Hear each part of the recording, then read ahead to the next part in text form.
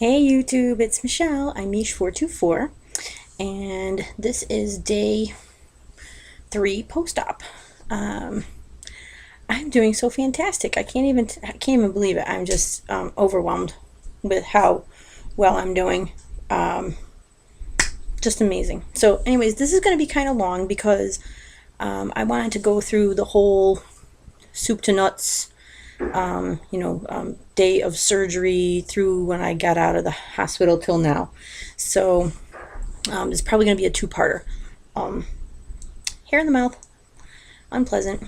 Okay. All right. So I the night before surgery, I was all kinds of prepared. Oh, and pardon me, I just got out of the shower again. It's like my first shower since surgery. Yeah, I wasn't able to shower until today. So, okay, anyways, so the night before surgery, I was all set and prepared. I had everything laid out. I was, made sure I had everything all set to go so that I really didn't have to think about anything in the morning. Could just pretty much get up, shower, and go. So, the morning of surgery, my alarm went off, and I hit the snooze button, and then it must have gone off again, and then I shut it off and I didn't get up. I never do that. Never, ever, ever. So my cat woke me up at, oh gosh, it was like 7:15, and my mom was coming to pick me up at 7:30. Oh my goodness. So anyways, yeah, I called my mom and she was already on her way, and so I quick jumped in the shower and did my little Hibba cleanse, and yeah, so that was yeah, I hate feeling rushed, and so it was like a really strange feeling. So I was so rushed that I forgot to take my deodorant with me. I put it on, but I forgot to take it with me. I had everything laid out, like the last minute things, like my hairbrush and my deodorant, things I had to pack that morning, and yeah, totally forgot that. But I remembered everything else. So anyway, so we get to the hospital right on time. We were supposed to be there for 8 o'clock, and we got there right on time. Um, that was good. And then, so they, boy, I'm trying to remember back now. Yeah, so they checked me in. They gave me my hospital bracelets, and they had me take everything off and put on my Johnny, and get into bed. And then there were like tons of people that came and asked me all kinds of questions. There was like the pre-op nurse or whatever, tech, or I don't know what she is. She asked me tons of questions. What are you here for today? And I can't even remember what it was now. It's kind of a blur. The anesthesiologist came by. Probably two or three other people came and asked me pretty much lots of the same questions over and over. And then, so let's see what happened after that. Gosh, I can't believe it. I really can't remember a whole lot. Well, anyways, so I'm trying to remember where I was when they started my IV.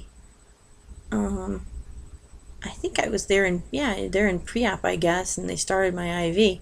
Wow, I still can't remember. That's so strange.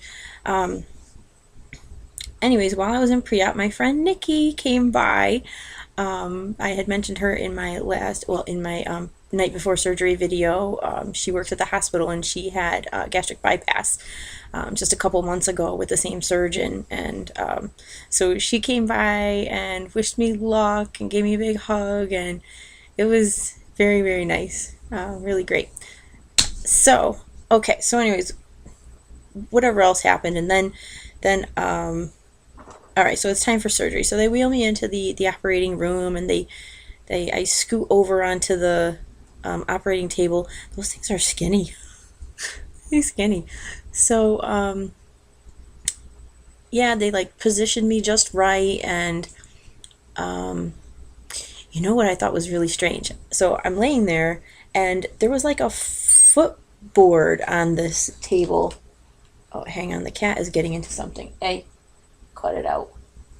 Um, So there was a footboard on this surgical table, and they like, so let's say like this is my feet, the bottom of my feet here, and so they backed up this board so that it was like right up against my feet.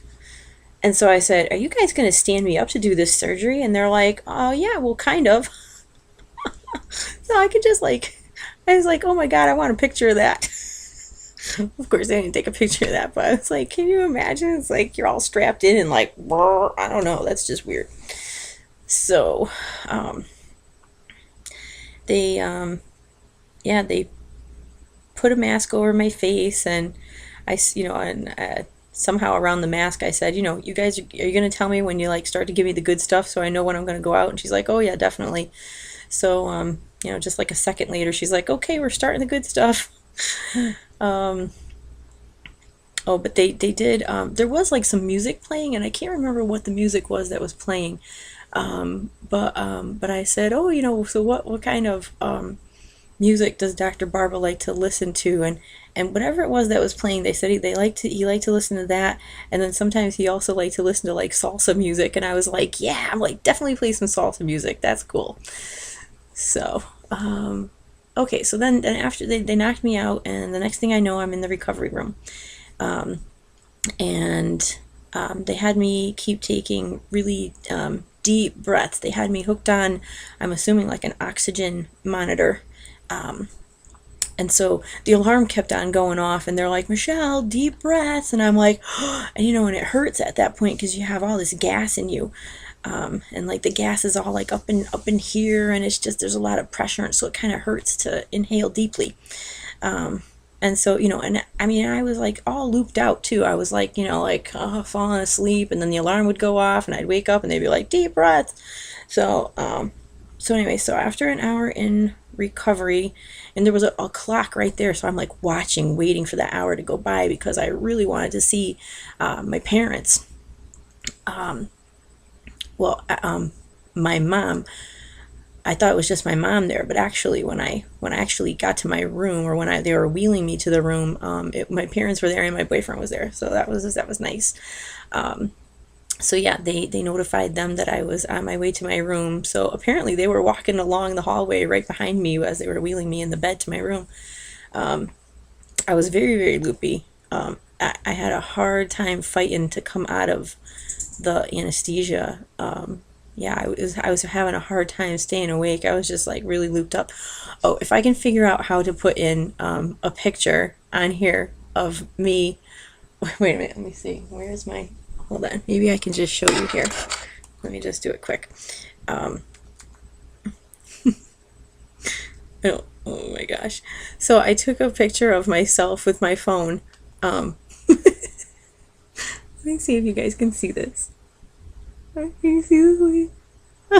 All right, it doesn't show very well, but anyways, yeah, I look like I'm high as a kite. Okay, so anyways, yeah, so my parents and my boyfriend left. They didn't stay too long at that point because I was just like fighting to stay awake, and I just couldn't do it. And so they left, and they said they'd come back later. And so then, yeah, I just slept, and I don't know, they probably came in and did a bunch of things to me. I don't even remember, because they're in the hospital. They're always coming in and checking like your vitals. They I don't know how often they did it. Maybe it was like once an hour, once every 2 hours, but it was quite often. They would come in and they'd check my temperature, take my blood pressure, and blood pressure. Gosh, now I don't remember what else. Holy cow. Okay, anyway,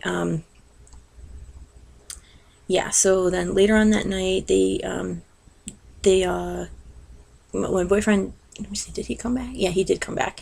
And my parents, they came too. My cousin also came. So it was really nice to see everybody. And at that point, once I was like, I had rested, I felt awesome. I mean, my stomach didn't hurt at all. All I had was like the shoulder pain, which was, that sucked. But yeah, it didn't hurt at all in the belly. I was like, I wouldn't even know that I had surgery, if it wasn't for this gas pains in my shoulder. So, yeah, I was feeling pretty good. and I was like so like thinking, wow, this is like so super easy. Okay, so then yeah, so then we start, and everybody goes home, and it starts the evening, and yeah, it was quite a long night, because they do come and check on you like really often, and they're changing IV bags and changing your medication, and they did have me on a pain pump. I was on Dilaudid, I want to say it was. They didn't give me morphine because I'm allergic to something that's in morphine. It makes me itch like crazy, like I want to tear my skin off. So the Dilaudid, they said I could push that when I needed to, and I didn't really always feel like I needed to. Just like every so often I would push it because I was kind of afraid that if I waited too long and it started to hurt, that it would take a while for it to take effect, and and I'd be suffering. So, I tried not to abuse it or anything, but, every once in a while I would give it a little push. So, yeah, the night was very long. They did get me up to go, well, they wanted me to get up and go walk, but I actually had to get up to go to the bathroom first. And it's kind of a big ordeal to to get out of bed, because they have these like kind of, I'll call them boots on your calves, that inflate. It's like one leg inflates and then the other leg inflates. And at first I thought, oh gosh, I'm never going to be able to sleep with these things on my legs. But I actually kind of liked them after a while.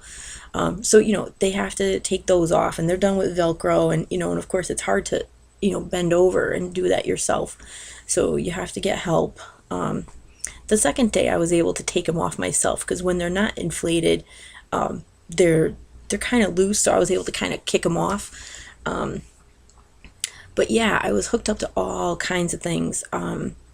They have you on all kinds of monitors. They had like the sticky, I can't think of what they're called now. I don't know. Anyways, those sticky pads that look like they have little snaps on them. And so then they have that all hooked up to, like, there's tons of wires that are coming from all these leads, that's what they are. And they all connect to this big thing that goes in your Johnny pocket. So then when you go to walk around the halls, this thing is like hanging down. Oh, sorry, I didn't mean to be like flashing you guys. It's like hanging down. You're trying to pull that up. You're trying, trying to keep the back closed. It's difficult, and you're pushing your IV pole along. Okay, so but I digress. So yeah, so then you have I had my IV here, and they had it hooked to me right here. And then I don't know, the alarm went off, and it started to, I guess it wasn't running or something, because I don't know, maybe I was bending my arm or something. So then when I came out of surgery, I had one here, and I also had one here, like the start of one. They were capped off. So then they put it here in my hand after they took it out here, and it didn't feel right from the get-go. As soon as they started, I was like, ooh, that just feels wrong. I've had it in my hand before, and I know what it feels like. But yeah, that it just didn't feel quite right. And I think within half an hour, I looked at my hand. It was like all puffed up, and there was like this big puff right here. It was hard. So yeah, I buzzed the nurse, and I'm like, my arm is huge. So they came and they took it out, and then they moved it back up here again, and now it was working. So and that's where it stayed the rest of the time. So yeah, so you have your IV on this arm, you have all the leads going into all those things and in there, and then you have the pain pump is like it comes from the IV pole, and then they clip it on your Johnny, and it hangs down from there. I'm coming up to 15 minutes here, so at this point I'm going to stop this video, and then I'm going to make a part 2. Okay, so stay tuned for part 2.